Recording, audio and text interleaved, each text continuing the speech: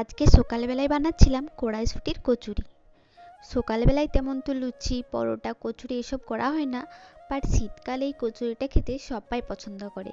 দিয়ে দিয়েছি সাদা তেল অল্প, তাতে কালো জিরা আর হিং দিয়ে দিয়েছি।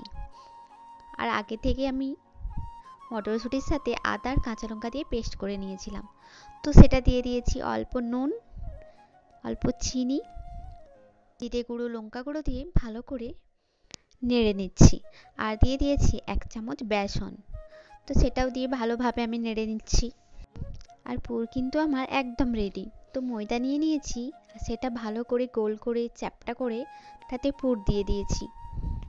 ময়দার তুলনায় আমার পুরটা একটু কমই হয়ে গেছিলো, তাই অল্প অল্প করে দিচ্ছিলাম। আর ওপর থেকে এইভাবে মুড়ে নিচ্ছি। তারপর তেল দিয়ে ভালো করে চ্যাপ্টা করে নিয়েছি, যাতে পুরটা না বেরিয়ে যায়। আর এইভাবে করে সমস্ত কচুরিগুলো আমি বেলে নিয়েছি। এদিকে তেল গরম আমার হয়ে গেছে, চলো এখন কড়াই দিয়ে দিই। চলো তোমাদের একটা কথা শেয়ার করি। তো কিছুদিন আগে লুচি আমার একদমই ফুলতো না, মানে নরম নরম ব্যাপারটাই হতো না, কেমন যেন একটু শক্ত শক্ত হয়ে যেত। যদিও লুচি তেমন একটা করতাম না, বাট মাঝে মাঝে করতাম তো হতো না।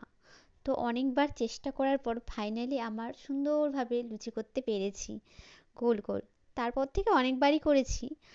আর আজকে কচুরিও করেছি, আর কচুরিটাও কিন্তু খুব নরম আর ফুলকো ফুলকো হয়েছিল। আর কিছুদিন আগে লুচি আমার না ফোলায় এতই বিরক্ত হয়ে গেছিলাম, ভেবেছিলাম আর লুচি করবই না।